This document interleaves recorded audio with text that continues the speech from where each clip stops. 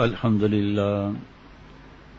لله وكفى وسلام على عباده الذين اصطفى أما بعد فأعوذ بالله من الشيطان الرجيم بسم الله الرحمن الرحيم والذين جاهدوا فينا لنهدينهم سبلنا صدق اللہ العظیم۔ بغیر محنت مشقت کے اللہ نہیں ملتے۔ اللہ تعالیٰ جذب فرما لیں، توبہ کی توفیق دے دیں، اللہ تعالیٰ کے احسانات ہیں، لیکن اللہ کا فضل رحمت مشیت نہ ہو تو پھر اللہ والے باقی باہر بیٹھ جائیں، باقی حضرات باہر بیٹھ جائیں۔ آپ آ جائیں اندر، مفتی صاحب اندر آ جائیں، آپ اس طرف باقی حضرات باہر تھوڑا کھل کر 4 5 6 7 تک ڈاکٹر جو گنجائش دیتے ہیں، 4 آ جاتے ہیں، کبھی 5 ہو جاتے ہیں، کبھی جو ہے 5 ہو گئے، کبھی کچھ ہو گئے، تو اس کا مطلب یہ نہیں کہ ہم مسجد میں بیٹھ کر بیان کر رہے ہیں۔ اللہ سے دعا یہی ہے ہر لمحہ، دل پر آرے بھی بہت چلتے ہیں۔ جب دیکھتا ہوں مسجد میں اتنے سارے پرانے دوست آئے ہوئے ہیں، ابھی آج بھی تقریباً 4 یا 5، میں نے سنا تھا 4 لیکن جب دیکھا تو 5 اچھے خاصے دور سے آئے ہوئے ہیں۔ معذرت کر لی، معافی چاہتے ہیں، کیا کر سکتے ہیں۔ اللہ کا شکر ادا کریں کہ اللہ تعالیٰ بیان کروا رہے ہیں، بیان مجھے بھی سنوا رہے ہیں۔ تو مجاہدہ جو ہے اس کی اس وقت تفصیل کا موقع نہیں، لیکن یہ کہ ایک 60 گز کا گھر ہوتا ہے، 80 گز کا، بنانے کے لیے بھی مجاہدہ ہے۔ اس کو بنانے کے لیے پیسہ مال پانی حرام کی بات نہیں ہو رہی، اس کے لیے بھی مجاہدہ ہے۔ تو ہر کام ایسے ہی ہے، چاہے کھیتی باڑی ہو، چاہے نوکری ہو، جو بھی بات ہے اس میں مجاہدہ ہے۔ تو پھر اللہ کو حاصل کرنا، جنت کے محلات، جنت کی حوریں، جنت کے شہد کے دریا، دودھ کے دریا، یہ سب تو ایسے ہی نہیں ملیں گے۔ حضرت پیارے شیخ العرب والعجم عارف باللہ حضرت مولانا شاہ حکیم محمد اختر صاحب رحمۃ اللہ علیہ فرما دیتے کہ اللہ تعالیٰ اگر آسانیوں کے ساتھ مل جاتے تو گناہوں کے ساتھ اللہ کی محبت کو ہم چھوڑ دیتے۔ مشقت سے جو چیز ملتی ہے اس کو پھر مشکل بھی ایسے ہی ہوتی ہے۔ اللہ تعالیٰ فرما رہے ہیں محمد الرسول اللہ والذین معہ اشداء علی الکفار رحماء بینہم تراہم رکعا سجدا یبتغون فضلا من اللہ ورضوانا۔ یہ حضرت والا رحمۃ اللہ علیہ سے سنا کہ اللہ تعالیٰ خود فرما رہے ہیں محمد الرسول اللہ والذین معہ، مفہوم عرض کروں گا، جو حضرت والا رحمۃ اللہ علیہ سے جو سنا وہ ہمارے بس میں تو نہیں ہے۔ تو آپ صلی اللہ علیہ وسلم کی صحبت کے فیضان کا برکت کیا ہوئی کہ اللہ تعالیٰ خود فرما رہے ہیں اشداء علی الکفار رحماء بینہم تراہم رکعا سجدا یبتغون فضلا من اللہ ورضوانا۔ سورہ فتح آیت نمبر 29۔ یہ حقیقت میں حضور پاک صلی اللہ علیہ وسلم کی بلندی اخلاق اور سیرت حسنہ کی طرف اشارہ ہے کہ کافرو، تم میرے رسول محمد صلی اللہ علیہ وسلم کے بارے میں کیا گمان رکھتے ہو؟ وما محمد الا رسول، سورہ آل عمران آیت نمبر 144۔ ارے وہ تو ہمارے رسول ہیں، اور ان کی شان کا کیا کہنا جن کے غلاموں کی شان یہ کہ کافروں پر سخت ہیں۔ اور یہ شدت بھی للہ ہے، نفس کے غلبے سے نہیں، نفسانی یا علاقائی نہیں ہے، بلکہ اللہ کے لیے ہے۔ چنانچہ یہی صحابہ رضوان اللہ علیہ مجمعین، یہ غلامان محمد صلی اللہ علیہ وسلم، جو کافروں پر یہ صحابہ سخت ہیں، آپس میں ایک دوسرے پر بہت جان چھڑکتے ہیں۔ جب کسی بڑے آدمی کا رتبہ اور بلندی اخلاق دیکھنا ہوتی ہے تو اس کے رفقا کو دیکھتے ہیں کہ ان کے اخلاق کا ان لوگوں پر کیا اثر ہوا جو رات دن ان کے ساتھ رہتے ہیں۔ ایک موقع پر حضرت نے فرمایا جو شیخ کے ساتھ رہے اور گناہ بھی نہ چھوڑے تو اس کے رفقا کو دیکھ کر لوگ کیا کہیں گے کہ یہ جب ایسا ہے تو اس کا شیخ اس سے بھی آگے ہی ہوگا۔ غلطی متعلقین کی اور پستہ شیخ، غلطی اولاد کی پستہ ہے شیخ، غلطی شاگرد کی پستہ ہے استاذ۔ کسی کا عمل ہمارے لیے حجت تھوڑی ہے اگر وہ گناہ کر رہا ہے تو، یہ فلاں ہے بیان کرتا ہے گناہ کر رہا ہے، تو جو بیان کر رہا ہے قرآن پاک حدیث پاک سے پہلے پتہ تو کریں۔ اگر وہ اہل حق کا آس پاس کوئی بھی نہیں ہے اور کہیں اصلاح کا بھی کوئی تعلق نہیں ہو رہا تو سن لیں، لیکن اس پر ہم ایمان نہیں لائے، اس شخص کے اوپر. وہ شخص ہمارے لیے حجت اللہ کے پاس نہیں ہوگا کہ اللہ یہ ایسا کرتا تھا تو عقل میں بھوسا تھوڑی بھرا ہوا ہے. تو پیارے شیخ فرماتے ہیں جو شیخ کا ساتھ دے اور اس کے ساتھ تعلق رکھے، عمل نہ کرے، تو فرمایا کہ اس کو دیکھ کر لوگ کہیں گے ان کا شیخ بھی ایسا ہی ہے. جو عمل والا ہوتا ہے، ایسے کئی واقعات ہیں، لوگ پوچھتے ہیں کہ کہاں جاتے ہیں، کیا سکھاتے ہیں وہاں، ہمیں بھی لے چلو. اور یہاں ایک بات لکھی ہوئی نہیں ہے، علامات ربانی حصہ نمبر 2 اور 301 ہی جو ہے اس میں 2 جلدیں ہیں. صفحہ نمبر 372. اس میں جب یہ آیت میرے سامنے آئی، مفتی زاہد صاحب نے مجھے کل پرچے دیے 3 صحابہ رضوان اللہ علیہ مجمعین کے توبہ کے، جو غزوہ تبوک میں شریک نہ ہو سکے تھے. وہ پھر میں نے دیکھا ایک نظر، پھر دوستوں کو بھی دکھایا، تو حضرت والا رحمۃ اللہ علیہ کا جو مضمون اس میں لکھا ہے، دونوں ایک ہی جیسے مضمون ہیں الحمدللہ. ظاہری بات ہے بخاری شریف سے وہ مضمون تو، لیکن وہ حضرت والا نے درمیان میں کچھ نصیحتیں فرمائی، تو پھر مشورہ یہی ہوا کہ حضرت والا نے جو بیچ میں نصیحتیں فرمائی وہاں یاد نہیں رہیں گی، تو حضرت والا کے اس میں سے پڑھ رہا ہوں. تو جب یہ سامنے میرے آیا تو پھر یہ جو آیت آئی تو حضرت کا ایک مضمون یاد آ گیا. یہ جو آیت آئی یبتغون فضلا من اللہ ورضوانا، کہ صحابہ رضوان اللہ علیہ مجمعین آپ صلی اللہ علیہ وسلم کے فیضان کے برکت سے کفار پر تو سخت ہیں، اپنے پر ایک دوسرے پر مہربان ہیں، اور اللہ کا فضل اور اللہ کی رضا تلاش کرتے ہیں. حضرت والا شیخ العرب العجم رحمۃ اللہ علیہ فرماتے تھے فرق دیکھو، وہ اللہ کی رضا اور اللہ کا فضل تلاش کرتے ہیں، اور جو لوگ توبہ نہیں کرتے وہ ننگی فلمیں اور بے حیائی عریانی فحاشیاں تلاش کرتے ہیں. موقع تلاش کرتے ہیں کہ ماں باپ کی گردن پکڑیں، موقع تلاش کرتے ہیں کہ بیویوں کو ماریں، گالیاں دیں، طلاق کی دھمکیاں دیں، موقع تلاش کرتے ہیں کہ ان حالات میں بھی رشوت نہیں چھوڑنی ہے، موقع تلاش کرنا ہے کہ توبہ بھی نہیں کرنی ہے، حرام کاموں سے بند کر لیں. اور یہاں صحابہ رضوان اللہ علیہ مجمعین اللہ کا فضل، کیونکہ کام بنتا ہے فضل سے اختر، فضل کا آسرا لگائے ہیں. خدا کے عاشقوں کا مقام جو قرآن پاک نے بیان کیا ہے کہ جن کے دل زندہ ہیں، خدا کی نافرمانی سے ان کے دل پر کیا گزرتی ہے. صحابہ رضوان اللہ علیہ مجمعین کو جب اللہ تعالیٰ کی ناراضگی کا علم ہوا، تینوں صحابہ رضوان اللہ علیہ مجمعین، تو اللہ فرما رہے ہیں راقت علیہم الارض بما رحبت وراقت علیہم انفسہم. سورہ توبہ آیت 118. زمین باوجود اپنے وسعت کی ان پر تنگ ہو گئی اور وہ اپنی جانوں سے بھی بیزار ہو گئے. مقبولین کے احوال میں قرآن پاک کا اعلان کر رہا ہے قرآن پاک کہ وہ گناہ پر قائم ہی رہتے. آج تسبیح ہاتھ میں ہے لیکن بدنگاہی نہیں چھوڑتے. چھوٹے سے چھوٹا گناہ بھی مسلسل کرنے سے کبیرہ ہو جاتا ہے. دل کو گندا بنائے ہوئے ہیں. ارے بربنائے بشریت تو بڑے سے بڑے ولی اللہ سے بھی گناہ ہو سکتا ہے، لیکن اللہ تعالیٰ فرما رہے ہیں ثم تاب علیہم لیتوبوا.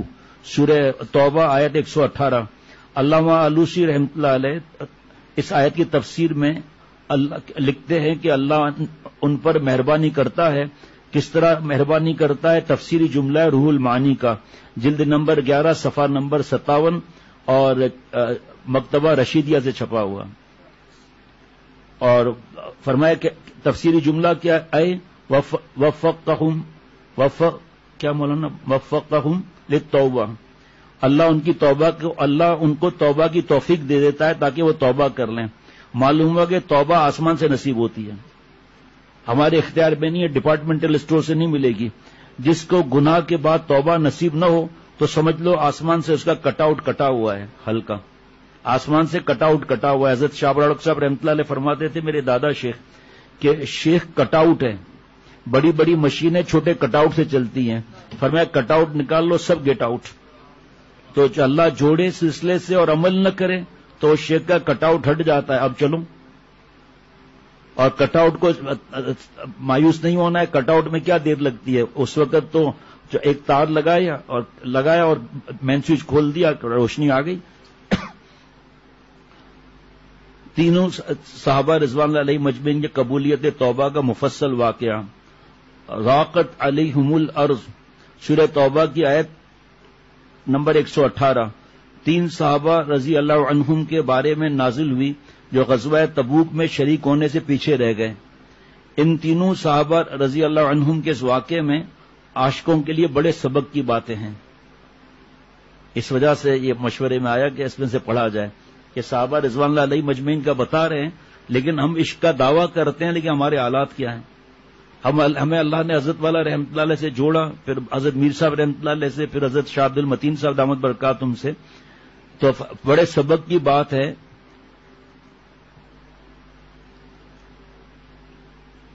وعلى الثلاثة الذين خلفوا حتى إذا ضاقت عليهم الأرض بما رحبت وضاقت عليهم أنفسهم وظنوا أن لا ملجأ من الله إلا إليه ثم تاب عليهم ليتوبوا إن الله هو التواب الرحيم۔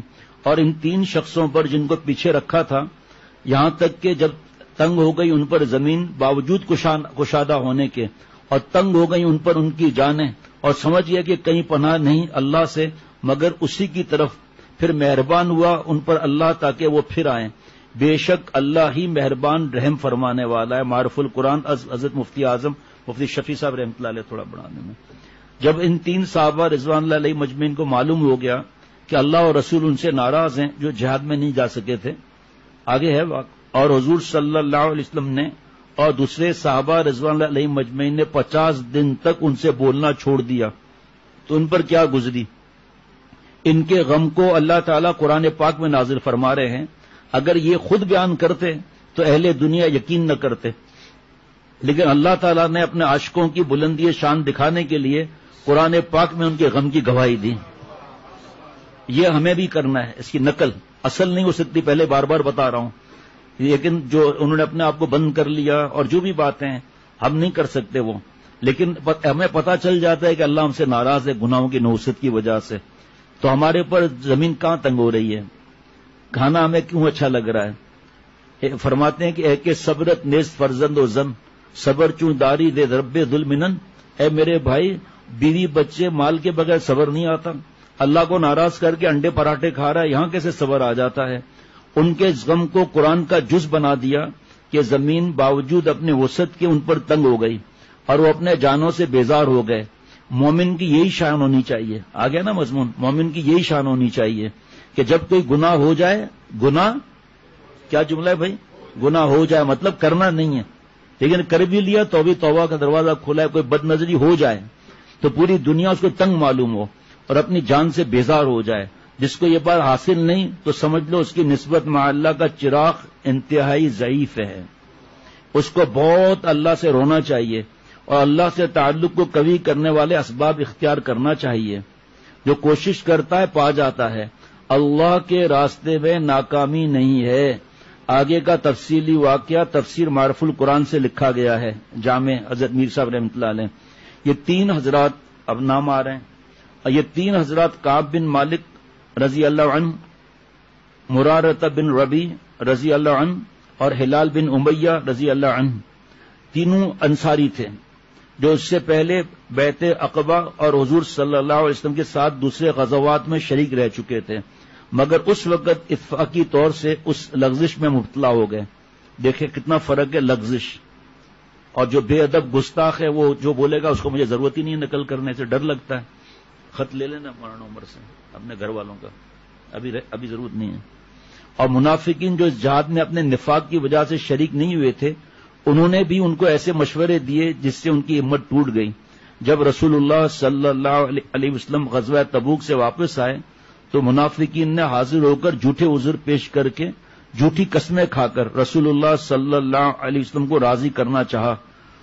حضرت صلی اللہ علیہ وسلم نے ان کی باطنی حالت کو اللہ کے سپرد کیا اور ظاہری قسموں کو قبول کر لیا۔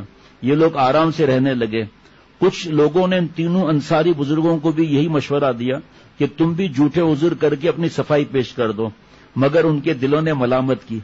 ایک گناہ تو جہاد سے پیچھے رہنے کا کر چکے ہیں، اب دوسرا گناہ حضور صلی اللہ علیہ وسلم کے سامنے جھوٹ بولنے کا کریں، اس لیے صاف صاف اپنے قصور کا اعتراف کر لیا، جس کی سزا میں ان سے سلام اور کلام بند کرنے کا حکم جاری کیا گیا۔ انجام یہ ہوا کہ اللہ تعالیٰ نے قرآن میں ان سب کی حقیقت کھول دی جنہوں نے جھوٹ بولے تھے نا، جو پہلی کتاب میں لکھا ہے کہ ذلیل اور رسوا ہو گئے۔ جھوٹی قسمیں کھا کر عذر کرنے والوں کا پردہ فاش کر دیا، اور ان تین بزرگوں نے جو سچ بولا اور اعتراف قصور کیا، ان کی توبہ اس آیت میں نازل ہوئی، اور 50 دن تک حضور صلی اللہ علیہ وسلم کے اعراض اور صحابہ رضوان اللہ علیہ مجمعین کے مقاطع سلام و کلام کے انتہائی سخت مصیبت جھیلنے کے بعد بڑی سرخروئی اور مبارکبادوں کے ساتھ رسول اللہ صلی اللہ علیہ وسلم اور سب مسلمانوں میں مقبول ہوئے. ماشاء اللہ. ان تین صحابہ رضی اللہ عنہم کے واقعوں کی تفصیل احادیث مبارکہ سے یہ ہے. ان تین بزرگوں میں سے ایک کعب بن مالک رضی اللہ عنہ تھے. انہوں نے اپنے واقعے کی تفصیل اس طرح بتائی ہے خود کہ رسول اللہ صلی اللہ علیہ وسلم نے جتنے غزوات میں شرکت کی میں ان سب میں بجز غزوہ تبوک کے آپ صلی اللہ علیہ وسلم کے ساتھ شریک رہا. البتہ غزوہ بدر کا واقعہ چونکہ اچانک پیش آیا اور رسول اللہ صلی اللہ علیہ وسلم نے سب کو اس میں شریک ہونے کا حکم بھی نہیں دیا تھا اور شریک نہ ہونے والوں پر کوئی عتاب بھی نہیں تھا، اس میں شریک نہ ہو سکا.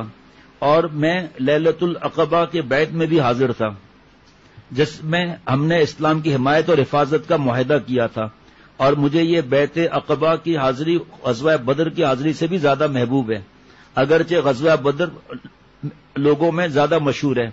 میرا واقعہ غزوہ تبوک میں غیر حاضری کا یہ ہے کہ میں کسی وقت بھی اس وقت سے زیادہ خوشحال اور مالدار نہ تھا. بخدا میرے پاس کبھی اس سے پہلے 2 سواریاں جمع نہیں ہوئی تھیں جو اس وقت موجود تھیں. آپ صلی اللہ علیہ وسلم نے سخت گرمی اور تنگ دستی کی حالت میں اس جہاد کا قصد فرمایا اور سفر بھی بڑی دور کا تھا. مقابلے پر دشمن کی قوت اور تعداد بھی زیادہ تھی، اس لیے رسول اللہ صلی اللہ علیہ وسلم نے اس جہاد کا کھل کر اعلان کر دیا تاکہ مسلمان اس کے لیے پوری تیاری کر سکیں. اس غزوے میں شریک ہونے والوں کی تعداد مسلم شریف کی روایت کے مطابق 10,000 سے زائد اور ایک روایت کے مطابق 30,000 سے زائد تھی. اس جہاد میں نکلنے والوں کی کوئی فہرست نہیں لکھی گئی تھی، اس لیے جو لوگ جہاد میں نہیں جانا چاہتے تھے ان کو یہ موقع مل گیا کہ نہ گئے تو کسی کو خبر نہ ہوگی. جس وقت حضور صلی اللہ علیہ وسلم اس جہاد کے لیے نکلے تو وقت تھا کہ کھجوریں پک رہی تھیں، باغات والے ان میں مشغول تھے. اس حالت میں یہ مجاہدے دیکھ رہے ہیں آپ لوگ، سن رہے ہیں اب تک کے مجاہدے. اسی حالت میں حضور صلی اللہ علیہ وسلم اور عام مسلمانوں نے سفر کی تیاری شروع کر دی اور جمعرات کے دن سفر کا آغاز کیا. میرا حال یہ تھا کہ میں روز صبح کو ارادہ کرتا کہ جہاد کی تیاری کروں مگر بغیر کسی تیاری کے واپس آ جاتا. میں دل میں کہتا تھا کہ میں جہاد پر قادر ہوں، مجھے نکلنا چاہیے، مگر یوں ہی آج کل میں میرا ارادہ ٹلتا رہا، یہاں تک کہ حضور صلی اللہ علیہ وسلم اور عام مسلمان جہاد کے لیے روانہ ہو گئے. پھر بھی میرے دل میں یہ آتا رہا کہ میں بھی روانہ ہو جاؤں اور کہیں راستے میں مل جاؤں، اور کاش میں ایسا کر لیتا، مگر یہ کام افسوس ہے کہ نہ ہو سکا. حضور صلی اللہ علیہ وسلم کی تشریف لے جانے کے بعد جب میں مدینے میں کہیں جاتا تو یہ بات مجھے غمگین کرتی. اس وقت پورے مدینے میں یا تو وہ لوگ نظر آ رہے تھے جو نفاق میں ڈوبے ہوئے تھے، یا پھر ایسے بیمار معذور جو قطعاً سفر کے قابل نہ تھے. دوسری طرف پورے راستے میں رسول اللہ صلی اللہ علیہ وسلم کو میرا خیال کہیں نہیں آیا، یہاں تک کہ آپ تبوک پہنچ گئے. اس وقت آپ نے ایک مجلس میں ذکر کیا کہ کعب بن مالک کو کیا ہوا، وہ کہاں ہے؟ بنو سلمہ کے لوگوں میں سے ایک شخص نے کہا یا رسول اللہ صلی اللہ علیہ وسلم ان کو جہاد سے ان کے عمدہ لباس اور اس پر نظر کرتے رہنے نے روکا ہے. حضرت معاذ بن جبل رضی اللہ عنہ نے عرض کیا کہ تم نے یہ بری بات کہی. یا رسول اللہ بخدا میں نے ان میں خیر کے سوا کچھ نہیں پایا. یہ سن کر حضور صلی اللہ علیہ وسلم خاموش ہو گئے. حضرت کعب رضی اللہ عنہ فرماتے کہ جب مجھے خبر ملی کہ حضور صلی اللہ علیہ وسلم واپس تشریف لا رہے ہیں تو مجھے بڑی فکر ہوئی اور قریب تھا کہ میں اپنی غیر حاضری کا کوئی عذر گھبرا کر تیار کر لیتا اور ایسی باتیں پیش کرتا جس کے ذریعے رسول اللہ صلی اللہ علیہ وسلم کی ناراضی سے نکل جاتا. میرے دل میں یہ خیالات اور وساوس گھومتے رہے، یہاں تک کہ جب یہ خبر ملی کہ حضور صلی اللہ علیہ وسلم تشریف لے آئے تو خیالات فاسدہ میرے دل سے مٹ گئے اور میں نے سمجھ لیا کہ میں آپ صلی اللہ علیہ وسلم کی ناراضی سے کسی ایسی بنیاد پر نہیں نکل سکتا جس میں جھوٹ ہو. اس لیے میں نے بالکل سچ بولنے کا عزم کر لیا. مجھے صرف سچ ہی نجات دلا سکتا ہے. کاش ہم لوگوں کی سچ کی عادت ہو جائے، ہمارے بچوں کی بھی عادت ہو جائے. رسول اللہ صلی اللہ علیہ وسلم واپس تشریف لائے تو حسب عادت چاشت کے وقت یعنی صبح کو آفتاب کچھ بلند ہونے کے وقت مدینہ میں داخل ہوئے، اور عادت شریفہ یہی تھی کہ سفر سے واپسی کا عموماً یہی وقت ہوتا تھا، اور عادت یہ تھی کہ پہلے مسجد میں تشریف لے جاتے، 2 رکعتیں پڑھتے، پھر حضرت فاطمہ رضی اللہ عنہ کے پاس جاتے اس کے بعد ازواج مطہرات رضی اللہ عنہن سے ملتے تھے۔ اسی عادت کے مطابق آپ اول مسجد میں تشریف لے گئے، 2 رکعت ادا کی، پھر مسجد میں بیٹھ گئے۔ جب لوگوں نے یہ دیکھا کہ غزوہ تبوک میں نہ جانے منافقین جن کی تعداد 80 سے کچھ اوپر تھی، خدمت میں حاضر ہو کر جھوٹے عذر پیش کر کر اس پر جھوٹی قسمیں کھانے لگے، رسول اللہ صلی اللہ علیہ وسلم نے ان کے ظاہری قول اور اقرار اور قسموں کو قبول کر لیا اور ان کے باطنی حالات کو اللہ کے سپرد کر دیا۔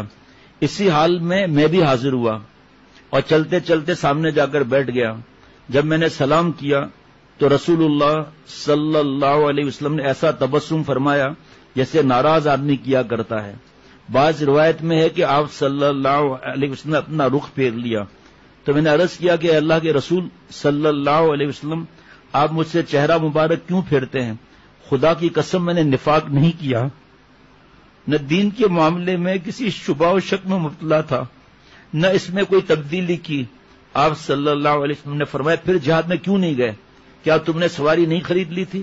میں نے عرض کیا بے شک یا رسول اللہ، اگر میں آپ کے سوا دنیا کے کسی دوسرے آدمی کے سامنے بیٹھتا تو یقین ہے مجھے کہ کوئی عذر گھڑ کر اس کی ناراضی سے بچ جاتا، کیونکہ مجھے بات بنانے میں مہارت حاصل ہے، لیکن قسم اللہ کی میں نے یہ سمجھ لیا ہے کہ اگر میں نے آپ سے کوئی جھوٹ بات کہی جس سے آپ وقتی طور پر ناراض ہو جائیں تو کچھ دور نہیں کہ اللہ تعالیٰ حقیقت حال آپ پر کھول کر مجھ سے ناراض کرا دیں۔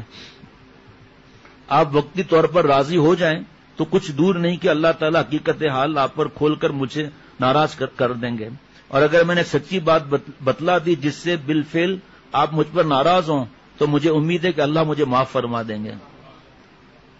صحیح بات یہ ہے کہ جہاد سے غائب رہنے میں میرا کوئی عذر نہیں تھا، میں کسی وقت بھی مالی اور جسمانی طور پر اتنا قوی اور پیسے والا نہیں ہوا تھا جتنا اس وقت تھا۔ رسول اللہ صلی اللہ علیہ وسلم نے فرمایا کہ اس شخص نے سچ بولا ہے، پھر فرمایا کہ اچھا جاؤ یہاں تک کہ اللہ تعالیٰ تمہارے متعلق کوئی فیصلہ فرما دیں۔ میں یہاں سے اٹھ کر چلا تو بنی سلمہ کے چند آدمی میرے پیچھے لگے اور کہنے لگے اس سے پہلے تو ہمارے علم میں تم نے کوئی گناہ نہیں کیا، یہ تم نے کیا بیوقوفی کی؟ اس وقت کوئی عذر پیش کر دیتے جیسا دوسرے رہ جانے والوں نے پیش کیا، تمہارے گناہ کی معافی کے لیے رسول اللہ صلی اللہ علیہ وسلم کا استغفار کرنا کافی ہو جاتا۔ بخدا یہ لوگ مجھے بار بار ملامت کرتے رہے، یہاں تک کہ میرے دل میں یہ خیال آ گیا کہ میں لوٹ جاؤں اور پھر جا کر عرض کروں کہ میں نے جو بات پہلے کہی تھی وہ غلط تھی، میرا عذر صحیح موجود تھا، مگر پھر میں نے دل میں کہا کہ ایک گناہ کے 2 گناہ نہ بناؤں، ایک گناہ تو تخلف کا سرزد ہو چکا ہے، دوسرا گناہ جھوٹ بولنے کا کر گزروں۔ پھر میں نے پوچھا کہ پیچھے رہنے والوں میں کوئی اور بھی ہے میرے ساتھ جس نے اپنے جرم کا اعتراف کر لیا ہو؟ انہوں نے بتلایا کہ 2 آدمی اور ہیں جنہوں نے تمہاری طرح اقرار جرم کر لیا، اور ان کو بھی وہی جواب دیا گیا جو تمہیں کہا گیا کہ اللہ کے فیصلے کا انتظار کرو۔ میں نے پوچھا وہ 2 کون ہیں؟ انہوں نے بتلایا کہ ایک مرارہ بن ربی اور دوسرے ہلال بن امیہ رضی اللہ عنہما۔ ان میں سے مرارہ کے تخلف کا سبب یہ ہوا کہ ان کا ایک باغ تھا جس کا پھل اس وقت پک رہا تھا، تو انہوں نے اپنے دل میں کہا کہ تم نے اس سے پہلے کئی غزوات میں حصہ لیا ہے، اگر اس سال جہاد میں نہ جاؤ تو کیا جرم ہے؟ اس کے بعد جب انہیں اپنے گناہ پر تنبہ ہوا تو انہوں نے اللہ سے عہد کر لیا کہ یہ باغ میں نے اللہ کی راہ میں صدقہ کر دیا۔ اور دوسرے بزرگ حضرت ہلال بن امیہ کا یہ واقعہ ہوا کہ ان کے اہل و عیال عرصے سے متفرق تھے،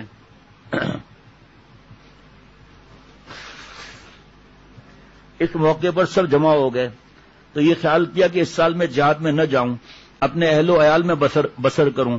ان کو بھی جب اپنے گناہ کا خیال آیا تو انہوں نے یہ عہد کیا کہ اب میں اپنے اہل و عیال سے علیحدگی اختیار کر لوں گا۔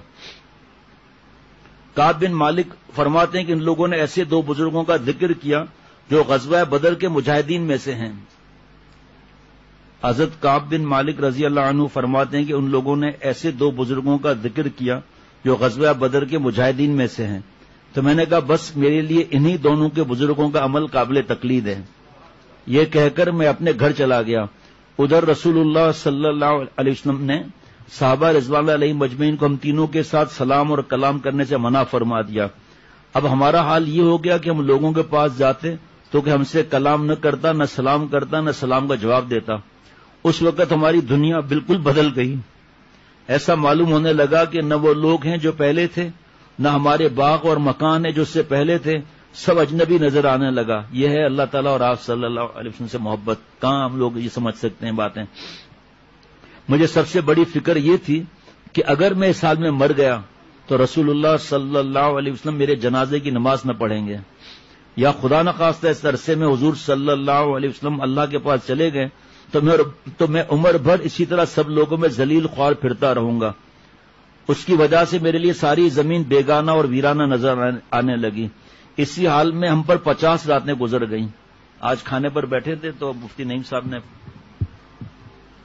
ایک فتویٰ رکھا تھا مکروز وغیرہ کے بارے میں.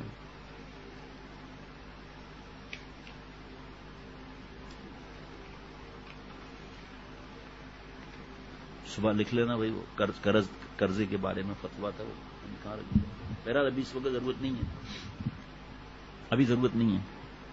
تو مفتی نعیم صاحب نے یہاں رکھا ہوا ہے، جمعرات میں رکھا ہوگا نا. ٹھیک ہے، ابھی نہیں، کل چاہیے.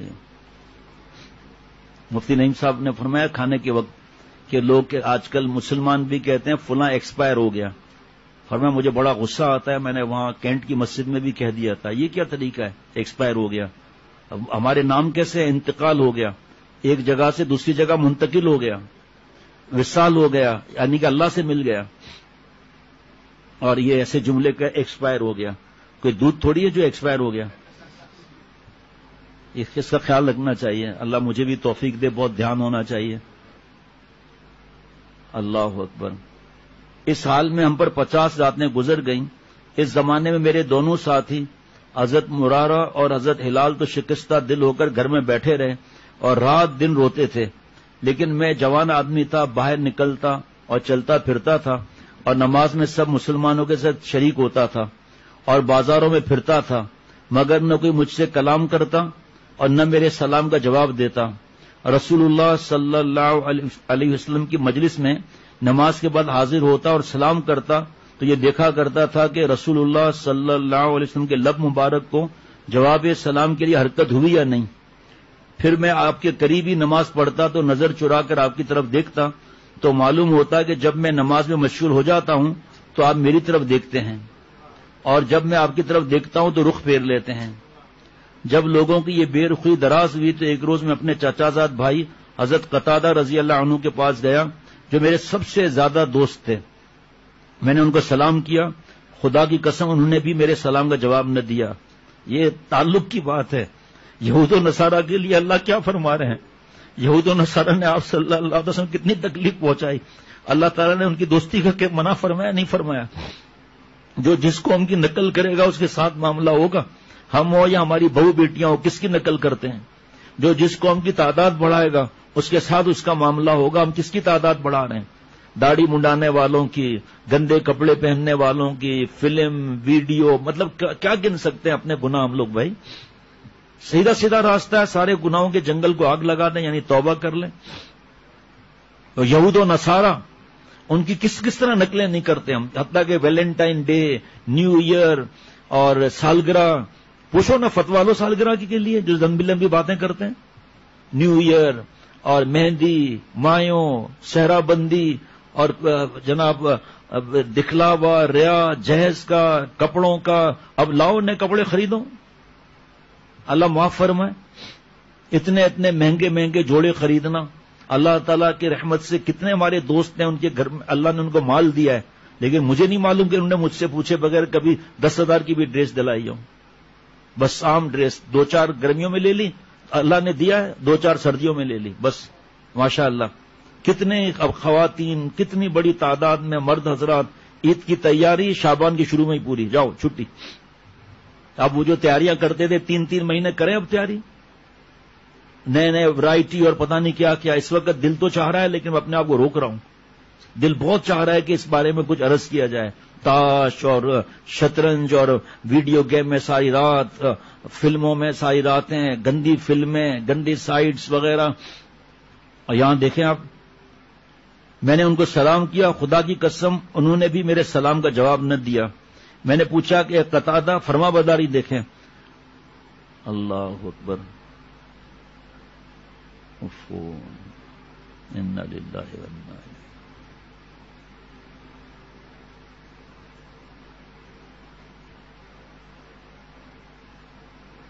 آج کون سی کتاب پڑھ رہا تھا، اس میں آپ صلی اللہ تعالی علیہ وسلم نے کچھ فرمایا. ہاں، حضرت حنظلہ رضی اللہ تعالیٰ عنہ کو غسل دیا فرشتوں نے نا، شادی کی رات تھی، تو جیسے ہی اعلان ہوا تشریف لے گئے، وہاں حاضر ہو گئے. وہاں پر آپ صلی اللہ علیہ وسلم کو اطلاع مل گئی، فرشتوں نے غسل دیا نا. آج پہلی دفعہ بڑھاپے میں سنا کہ حضرت حنظلہ رضی اللہ تعالیٰ عنہ کی اہلیہ سے جب حال پوچھا گیا تو انہوں نے فرمایا کہ حضرت حنظلہ پر غسل واجب ہو چکا تھا میرے شوہر پر، لیکن جیسے ہی اعلان سنا جہاد پر جانے کا تو فرمایا کہ ذرا بھی دیر بھی نافرمانی میں نے لکھا جاؤں. اسی حالت میں نکل گئے. ابھی مجھے صحابی کا نام یاد نہیں، آپ صلی اللہ علیہ وسلم مجلس فرما رہے تھے، فرمایا بیٹھ جاؤ. وہ صحابی رضی اللہ تعالیٰ عنہ وہاں بالکل شروع میں داخل ہوئے تھے، چپلیں رکھی تھی، وہیں بیٹھ گئے. بعد میں پوچھا گیا یہ کیا معاملہ ہوا، کہ ایک قدم بھی آگے بڑھ جاتا انتقال ہو جاتا، پھر خدا نخواستہ نافرمانی میں لکھا جاتا.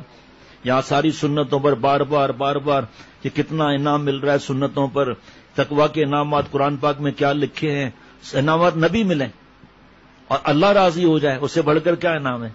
اور پھر بھائی کس چیز کا انعام؟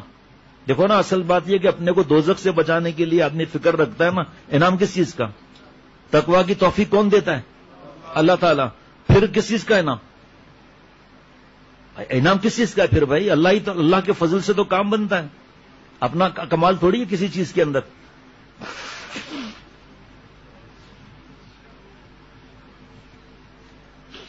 پتا ہے کہ اس کے اندر برباد ہونا یہ ہے، اس کے اندر اپنے نفس پہ بھروسہ کر کے بڑے موبائل استعمال کر رہے ہیں، پھر روتے ہیں.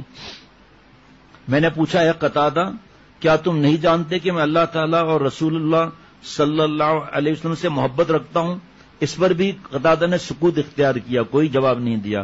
جب میں نے بار بار یہ سوال دہرایا تو تیسری یا چوتھی مرتبہ میں انہوں نے صرف اتنا کہا اللہ جانتا ہے اس کا رسول. میں رو پڑا.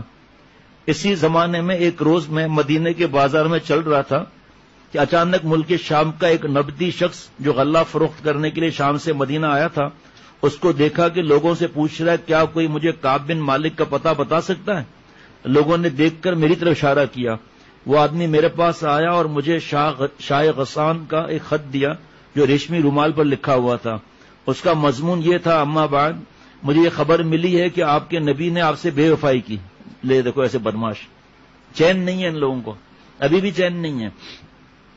آپ سے بے وفائی کی اور آپ کو دور رکھا ہے.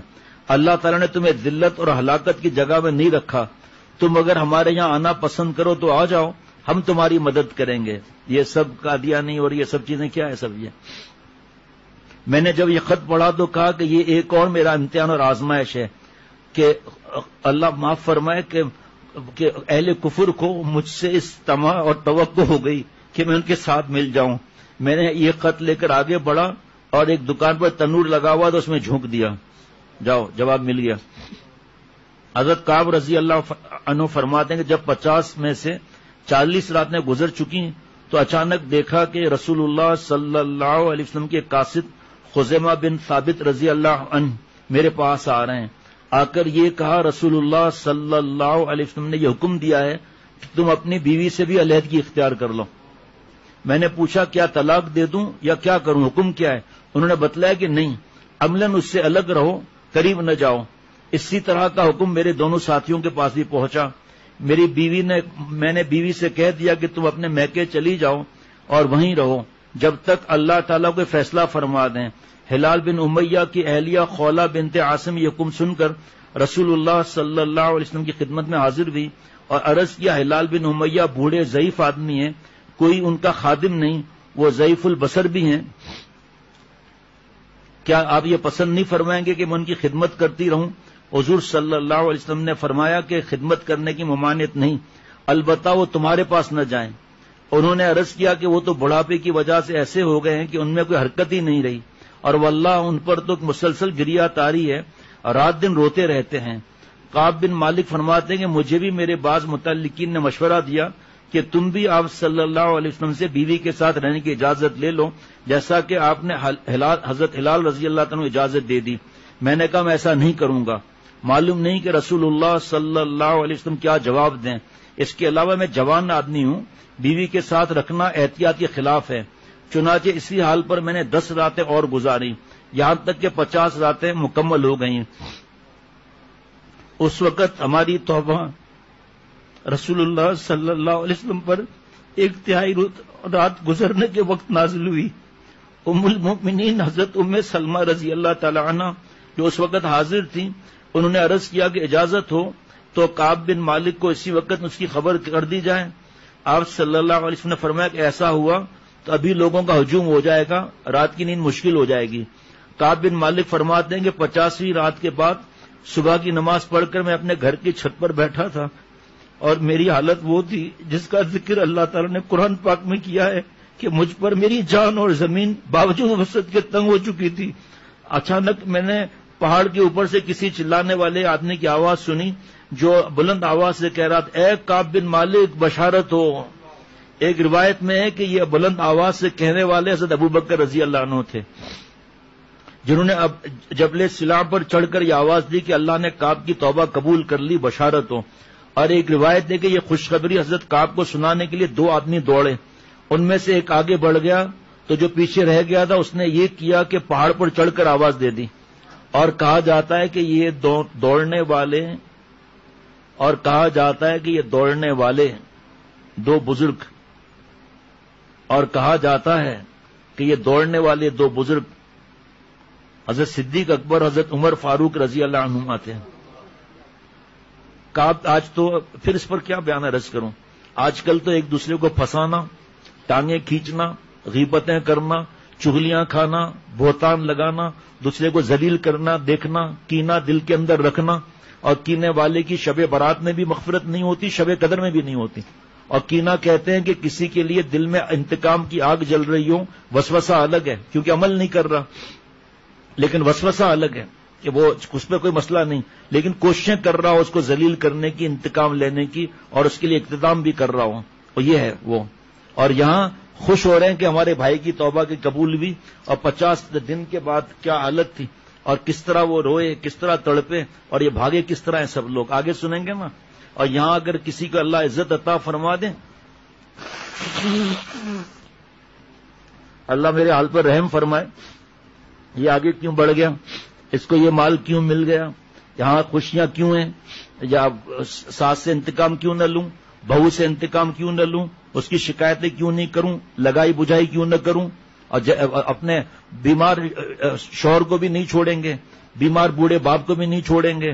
ہر وقت بس شکایتیں شکایتیں شکایتیں. جب آدمی جس کی اصلاح نہیں ہوئی، جب گھر کے اندر رہتے ہوئے یا دفتر میں جب ایک کے بارے میں بار بار شکایتیں ملیں گی اور اصلاح بھی نہیں ہوئی، بس فوراً شکایت شروع ہو جائے گی. یہ نہیں دیکھتے ہم کیا کر رہے ہیں. بار بار عرض کر رہا ہوں کہ یہاں بس اللہ تعالیٰ جو بیان کروائیں، بس دل تو بہت چاہ رہا ہے لیکن کیا کریں. بس اتنا کہہ سکتا ہوں کہ ہم لوگ جو ہے وہ اپنی اصلاح کی تو فکر کریں نا. کعب بن مالک فرماتے ہیں کہ یہ آواز سن کر میں سجدے میں گر گیا اور انتہائی فرد سے رونے لگا، اور مجھے معلوم ہو گیا کہ اب کشادگی آ گئی. رسول اللہ صلی اللہ علیہ وسلم نے صبح کی نماز کے بعد صحابہ رضوان اللہ علیہ مجمعین کو ہماری توبہ قبول ہونے کی خبر دے دی. اب کیا تھا، اب ہر طرف سے لوگ ہم تینوں کو مبارک دینے کے لیے دوڑ پڑے. بعض لوگ گھوڑے پر سوار ہو کر میرے پاس پہنچے، مگر پہاڑ سے آواز دینے والے کی آواز سب سے پہلے پہنچ گئی. حضرت کعب رضی اللہ تعالیٰ فرماتے ہیں کہ کہتے ہیں کہ میں حضور صلی اللہ علیہ وسلم کی خدمت میں حاضری کے لیے نکلا تو لوگ جوک در جوک مجھے مبارک دینے کے لیے آ رہے تھے. میں مسجد نبوی میں داخل ہوا تو دیکھا کہ حضور صلی اللہ علیہ وسلم تشریف فرمائے اور آپ کے گرد صحابہ رضوان اللہ علیہ مجمعین کا مجمع ہے. حافظ فرقان اشعار پڑھتے ہیں نا کہ منظر کیا ہوگا جب چاروں طرف صحابہ رضوان اللہ علیہ مجمعین بیٹھے ہوں گے.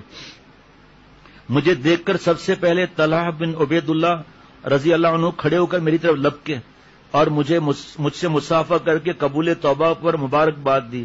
طلحہ کا یہ احسان میں کبھی نہیں بھولتا.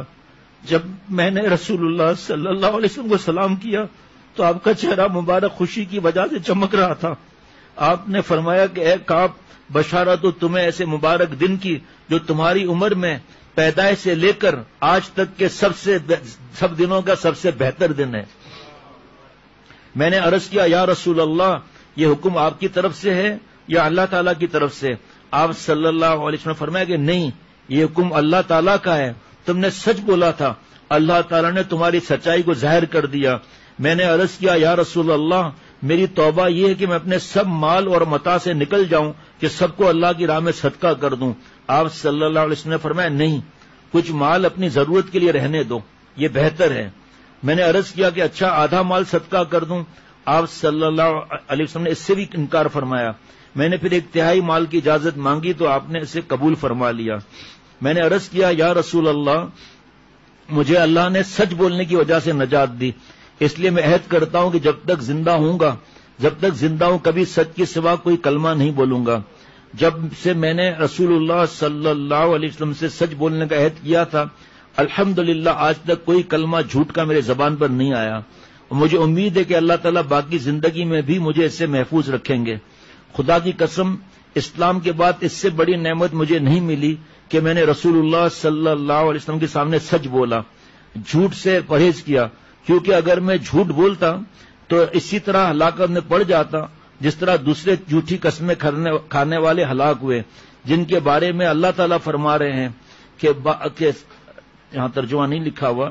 بعض حضرات نے فرمایا کہ ان تینوں حضرات سے مقاطعہ کا 50 دن تک جاری رہنا شاید اس حکمت پر مبنی تھا کہ رسول اللہ صلی اللہ علیہ وسلم کے غزوہ تبوک میں 50 دن ہی صرف ہوئے تھے اور یہ 50 دن نہیں تھے. شاید فرما رہے ہیں فرمایا پیارے شیخ نے کہ جہاں کسی مجلس میں صحابہ رضوان اللہ علیہ مجمعین کی برائی کی جا رہی ہو یا علماء کو برا کہا جا رہا ہو تو غیر بد انسان کو فوراً اس کے منہ پر کہہ دینا چاہیے لعنت اللہ علی شرکم، لعنت اللہ علی شرکم، اے شخص تیرے اوپر لعنت ہو. یہ آپ صلی اللہ علیہ وسلم کا فرمان عالی شان ہے مشکات شریف میں صفحہ 554 پر. اور فرمایا لا تسبوا اصحابی، لا تسبوا اصحابی، میرے صحابہ کا کبھی برائی سے تذکرہ مت کرنا. اور فرمایا اللہ اللہ فی اصحابی لا تتخذوهم غرضا من بعدی فمن احبهم فبحبی احبهم ومن ابغضهم فببغض ابغضهم ومن آذاهم فقد آذانی ومن آذانی فقد آذى الله ومن آذى الله فیوشک ان یاخذہ. ترمذی شریف کی روایت ہے میرے اصحاب کے بارے میں اللہ سے ڈرو، میرے اصحاب کے بارے میں اللہ سے ڈرو، میرے بعد ان کو نشانہ ملامت نہ بنانا. بس جس شخص نے ان سے محبت کی اس نے میری محبت کی وجہ سے ان سے محبت کی، اور جس نے ان سے بغض رکھا تو مجھ سے بغض کی وجہ سے ان سے بغض رکھا. جس نے ان کو ایذا دی اس نے مجھے ایذا دی، اور جس نے مجھے ایذا پہنچائی اس نے گویا خدا کو ایذا پہنچائی، اور جس نے خدا کو ایذا پہنچائی ان قریب خدا اس کو پکڑے گا.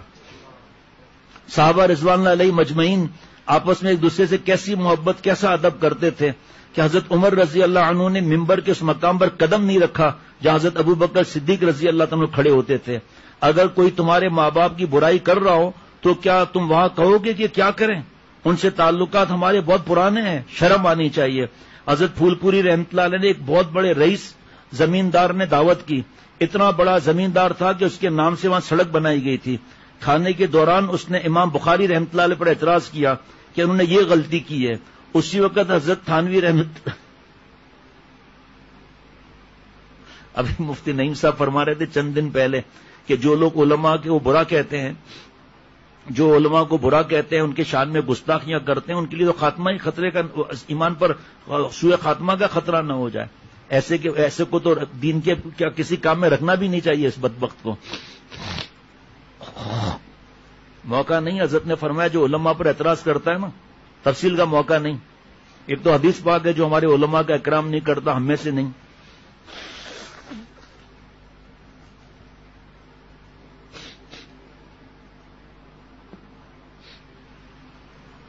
تو پہلے تو حدیث پاک ہے. دوسرا حضرت نے فرمایا نالائق جو بدگمان ہوتے ہیں اور زبان کے بکواس زبان کی بول دیتا ہوں جملہ جو بھی ہے، جو زبان کے بواسیر کے عادی ہوتے ہیں ان کو یہ پہلے علماء پر اعتراض کرتے ہیں. پہلے امام صاحب پر، وہ بھی عالم یا عالم نہ بھی ہو، پہلے اس پر، پھر علماء پر، پھر مفتی صاحبان پر. پھر یہ بدبخت آگے بڑھ کر جو جیسے امام ابو حنیفہ رحمۃ اللہ علیہ وغیرہ، پھر یہ ان کی بدبختی توبہ نہیں کر رہے، صحابہ رضوان اللہ علیہ مجمعین پہ اعتراض کریں گے. پھر یہ اللہ معاف فرمائے حضور صلی اللہ علیہ وسلم کے شان میں کوئی ایسا بدتمیزی کریں گے، اللہ سے دور ہو کے گمراہ ہو کر مردود ہو جاتے ہیں. توبہ کی جس کو اللہ توفیق دے وہ الگ بات ہے، ورنہ تباہی آ جاتی ہے. گمراہ بھی ہوتے ہیں، گمراہ گر بھی ہوتے ہیں. آج کل کیا حالات ہے پتا تو کچھ ہے نہیں، میڈیا پر دین سیکھ رہے ہیں، یہود و نصارہ کے شوگر کوٹڈ دین میں بڑا عقل مند ہو رہے ہیں۔ اب سنیے، کھانے کے تو کتنا رئیس آج ہم ہیں، کیا کریں، بہت مالدار ہے، وہ پھر یہ سارے خرچے کیسے چلیں گے، آتا رہے گا تو کسی دن کوئی بات کان میں پڑ جائے گی۔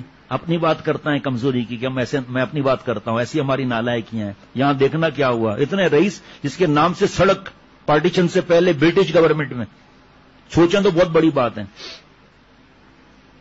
کھانے کے دوران اس نے امام بخاری رحمۃ اللہ علیہ پر اعتراض کیا، انہوں نے یہ غلطی کی ہے، یہ صرف اتنا کہا انہوں نے یہ غلطی کی ہے۔ اسی وقت حضرت نے کھانے سے ہاتھ کھینچ لیا اور اپنا ڈنڈا، لاٹھی جو تل میں ڈوبا رہتا تھا اس کا نام بھی رکھا ہوا تھا عبد الجبار، وہ اٹھایا، فرمایا خبیث کہیں کا، تیرا کیا منہ ہے کہ تو امام صاحب پر اعتراض کرے گا۔ وہ جان بچا کر وہاں سے بھاگا اور ایک کمرے میں خود کو بند کر لیا۔ پھر اس کے بعد 6-7 ملازموں نے آ کر حضرت سے معافی مانگی، تب اس کی جان بخشی، لیکن وہاں رکے نہیں، ایسے نالائق کا کھانا بھی نہیں کھایا۔ میرے پیارے شیخ العرب والعجم عارف باللہ حضرت مولانا شاہ حکیم محمد اختر صاحب رحمۃ اللہ علیہ گھر میں گئے دعوت پر، دیکھا کہ ایک مردود کی تفسیر رکھی ہوئی ہے جس میں انبیاء علیہ الصلوۃ والسلام کے شان میں گستاخیاں، اور اب تک صحابہ رضوان اللہ علیہ مجمعین کی شان میں تو گستاخیاں ہیں ہی۔ حضرت فرمایا میں بیٹھوں گا ہی نہیں اس گھر کے اندر جہاں اس بدبخت کی تفسیر رکھی ہوئی ہے، اور یہ عالم ہے کوئی ہے، تم لوگوں کو عقل نہیں ہے؟ کہا معاف کر دیں کھانا، فرمایا کھانا کھاؤں گا ہی نہیں تمہارے گھر کا۔ منت کر حضرت کوئی صورت ہے؟ فرمایا ایک صورت یہ کہ اس تفسیر کو اٹھاؤ اور ادب سے، کیونکہ قرآن پاک کی پرنٹنگ اگر ہو جائے غلط تو کیا اس کو بغیر وضو کے چھو لیں گے کیا؟ اس کا ادب نہیں ہے کیا؟ کیونکہ اس میں تو قرآن پاک لکھا ہوا ہے، قرآن مبارک۔ تو فرمایا کہ اس کو چپ چاپ چیزیں بند کر کے میری گاڑی میں رکھو، پھر میں کھانا کھاؤں گا یہاں، تو توبہ بھی کرو سب کے سامنے۔ تو انہوں نے کہا حضرت آپ تشریف فرماؤں، فرمایا سوال ہی پیدا نہیں ہوتا میں سے گھر میں بیٹھوں، فوراً گھر میں رکھا۔ پھر یہ ہے اللہ والے فلاں لٹریچری، حضرت والا نے نام لے کر فرمایا، وہاں سہیل میاں نے یہ ملفوظات لکھے ہیں، تو لکھا ہے کہ سہیل میاں نے وہ نام لیا، مجھے پتا ہے کس کا نام ہے، جو یہ کہتا ہے کہ میں تو حقائق بیان کرتا ہوں، تاریخوں کی کتابوں میں ایسا ہی لکھا ہے۔ تو حضرت مفتی اعظم مفتی شفیع صاحب رحمۃ اللہ نے لکھا ہے قرآن و حدیث کے مقابلے میں نالائق تاریخ کی ادنا سے ادنا بھی حیثیت نہیں ہے۔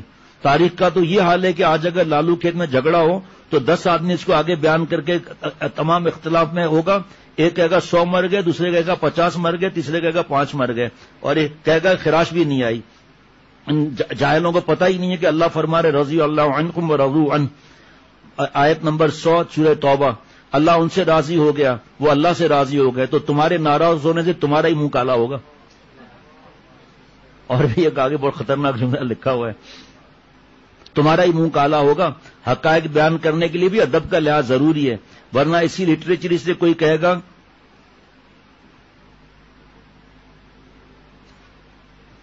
اگر اسی لٹریچر سے جو بھی ہے تو کہے گا، اگر لٹریچر سے کوئی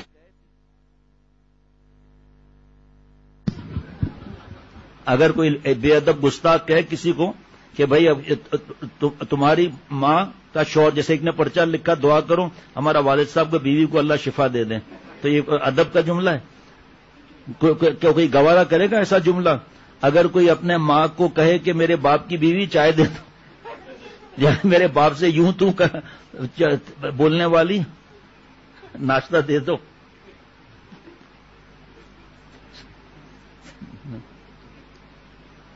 بتاؤ کوئی برداشت کرے گا؟ اب کیوں نہیں برداشت کرتے؟ یہ بھی تو حقیقت ہے۔ کیا تمہاری اماں تمہارے باپ کی بیوی نہیں ہے؟ تو یہ جملہ کیوں برا لگتا ہے؟ تو جاہل بے ادب آپ صلی اللہ تعالی وسلم کے صحابہ رضوان اللہ علیہ مجمعین کے لیے گستاخیاں کرتے ہیں۔ ایکر عرض کرتا ہے کہ اس وقت حضرت والوں کو بہت جوش، آواز میں روب، آنکھیں سرخ اور چہرہ دفاع صحابہ رضوان اللہ علیہ مجمعین میں دم دما رہا تھا۔ مولانا سہیل میاں نے لکھا ہے۔ اللہ اکبر۔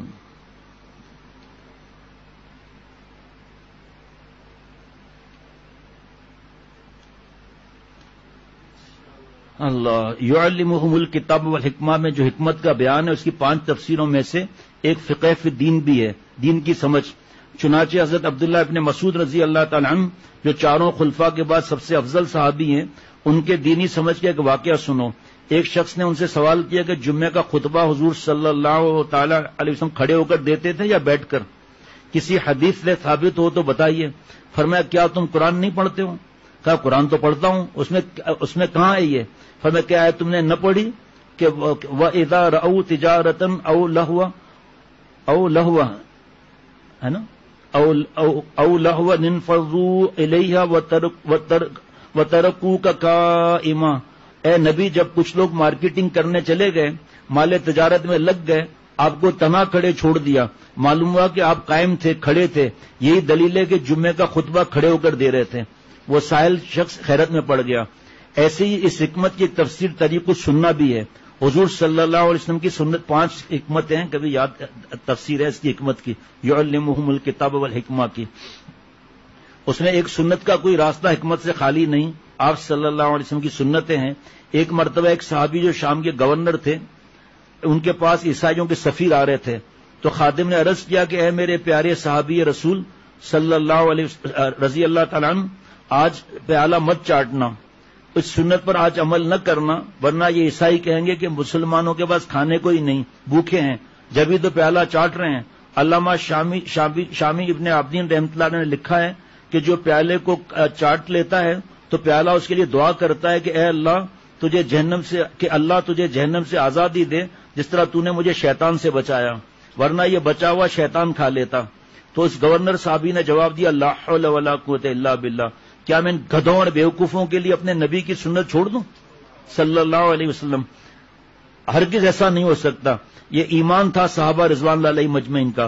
اب حکیم الامت رحمۃ اللہ علیہ کا عمل اس سے ملائیے کہ کیسے صحابہ کا نمونہ تھے، جن کے لیے رمزی اٹاری نے فرمایا کہ کتاب زندگی کا ہر ورق تصویر سنت ہے، کتاب زندگی کا ہر ورق تصویر سنت ہے، تیری ہر نقل و حرکت نقشہ تدبیر سنت ہے۔ حضرت تھانوی رحمۃ اللہ علیہ کے لیے فرمایا کتاب زندگی کا ہر ورق تصویر سنت ہے، تیری ہر نقل و حرکت نقشہ تدبیر سنت ہے۔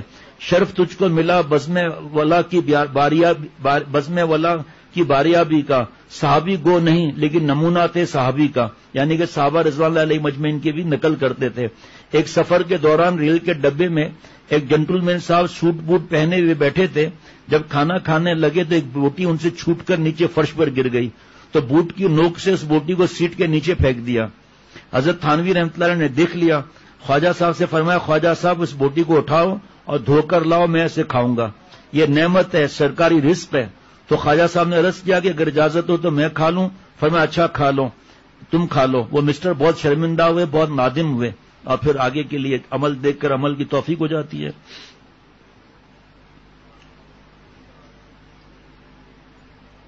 ایک اور اسی طرح کا واقعہ ہے کہ حضرت تھانوی رحمۃ اللہ علیہ فرماتے ہیں کہ ایک دفعہ میں نے دیکھا کہ لوکی جو ہے گھر میں پک رہی ہے، اور کئی دن تک میں نے دیکھا کہ لوکی پک رہی ہے۔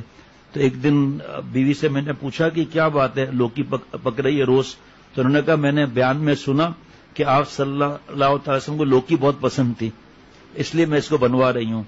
حضرت تھانوی رحمۃ اللہ علیہ فرماتے ہیں مجھے بہت غم ہوا کہ یہ بیوی ہو کے، عورت ہو کے اس کو سنت کی اتنی فکر، اور میرا کیا عمل ہے؟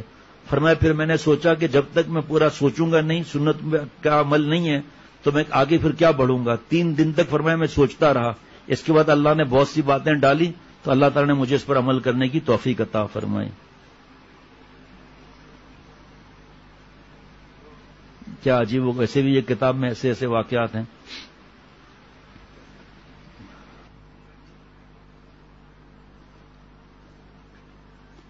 امام ابو یوسف رحمۃ اللہ علیہ کی مجلس میں ایک نے کدو کے بارے میں کچھ کہا تو تلوار نکال لی کہ آپ صلی اللہ علیہ وسلم کی محبوب چیز کے لیے کیوں ایسا تم نے کہا؟ 3 دن کے بعد مجھے دل میں اندازہ ہوا اور دیکھا کہاں میں اتباع سنت سے محروم ہوں۔ پھر اللہ تعالیٰ کے فضل و کرم سے رائے عمل واضح ہو گئی، اور جو سنتیں چھوٹی ہوئی تھی اللہ تعالیٰ نے ان پر عمل کرنے کی توفیق عطا فرمائی۔ اور حضرت فرماتے ہیں کتاب الفتاوی جلد نمبر 6 صفحہ 155 میں لکھا ہے کہ رسول اللہ صلی اللہ علیہ وسلم کو کدو بہت پسند تھا، اور اطباء بھی اس کو بہت مفید قرار دیتے ہیں، لیکن یہ حضور صلی اللہ علیہ وسلم کی ایک طبعی پسند تھی۔ اگر کوئی شخص کو اس کے کھانے کی رغبت نہ ہو، نہ کھائے تو کچھ حرج نہیں، لیکن مناسب ہے کہ زبان سے کدو کے بارے میں ناپسندیدگی کا اظہار نہ کرے تاکہ حضور صلی اللہ علیہ وسلم کی سنت طبعی کی بھی مخالفت نہ ہو. اس لیے بتانا ضروری تھا کہ کسی کو اگر یہ نہ ہو تو پھر مایوس نہ ہو جائے. وہ بابا میں ہمارے نہیں کھاتے, وہ لوکی بھی کہتے ہیں کدو بھی کہتے ہیں, تو بابا نہیں کھاتے تھے. جب بابا کو میں نے بتایا یہ تو پھر بابا نے بس کیا شروع کر دیا ماشاءاللہ فوراً. اللہ کیسے صحابہ کی پیشکور محبت اور کیا اللہ تعالیٰ کے پاس ان کی مقبولیت اور کیا عمل.